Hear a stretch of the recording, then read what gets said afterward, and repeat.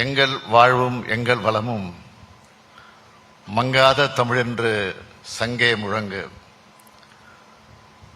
என்று திராவிட கொள்கையை தமிழ்நிலத்தில் முழங்கிய புரட்சி கவிஞர் பாரதிதாசன் பெயரால் அமைந்துள்ள பல்கலைக்கழகத்தில் பட்டமளிப்பு விழாவில் கலந்து கொள்வதில் மகிழ்ச்சி அடைகிறேன்.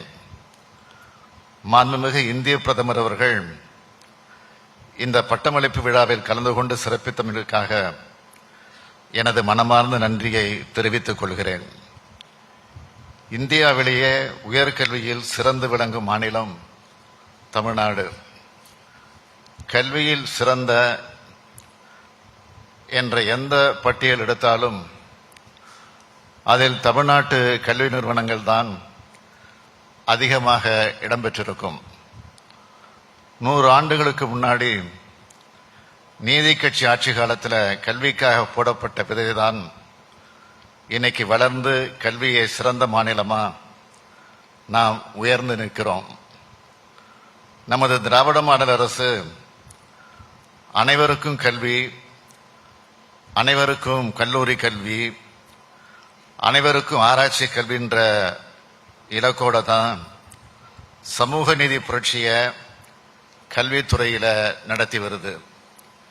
இன்னார் தான் படிக்கணும்னு இருந்த நிலையை மாற்றி அனைவருக்கும் அனைத்து விதமான வாய்ப்புகளையும் உருவாக்கி தரோம்.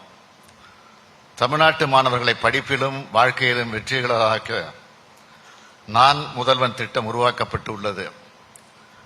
உயர்கல்வி மாணவர்களின் சிந்தனைகளுக்கு ஊக்கமளிக்கும் வகையில் சிஎம் ரிசர்ச் கிராண்ட் ஸ்கீம், உயர்கல்வி மாணவர்களின் சிந்தனைகளுக்கு ஊக்கமளிக்கும் வகையில் சிஎம் ஃபெலோஷிப் புரோகிராம் ஆகிய திட்டங்கள் செயல்படுத்தப்படுகிறது.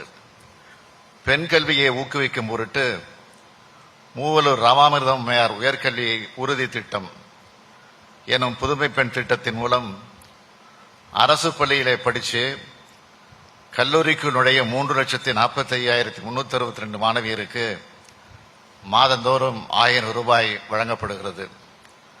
தமிழ்நாடு மாணவர்கள் போட்டித் தேர்வுகள், ஆட்சிப்பணி தேர்வுகள், திறன் சார்ந்த தேர்வுகளுக்கு நாங்கள் தயார் செய்யும் பொருட்டு மதுரையில் கலைஞர் நூற்றாண்டு நினைவு நூலகம் அமைக்கப்பட்டிருக்கு.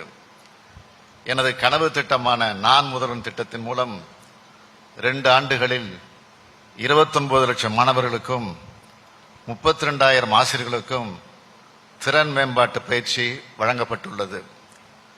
ஒரு வருடத்தில் 1,40,000 இளைஞர்களுக்கு வேலைவாய்ப்பு ஏற்படுத்தப்பட்டுள்ளது. அரசு பள்ளி மாணவர்களுக்கு 7.5 விழுக்காடு இடஒதுக்கீடு வழங்கி அனைத்து தரப்பு மாணவர்களும் தொழிற்கல்வி கற்க வழிவகை செய்யப்பட்டுள்ளது.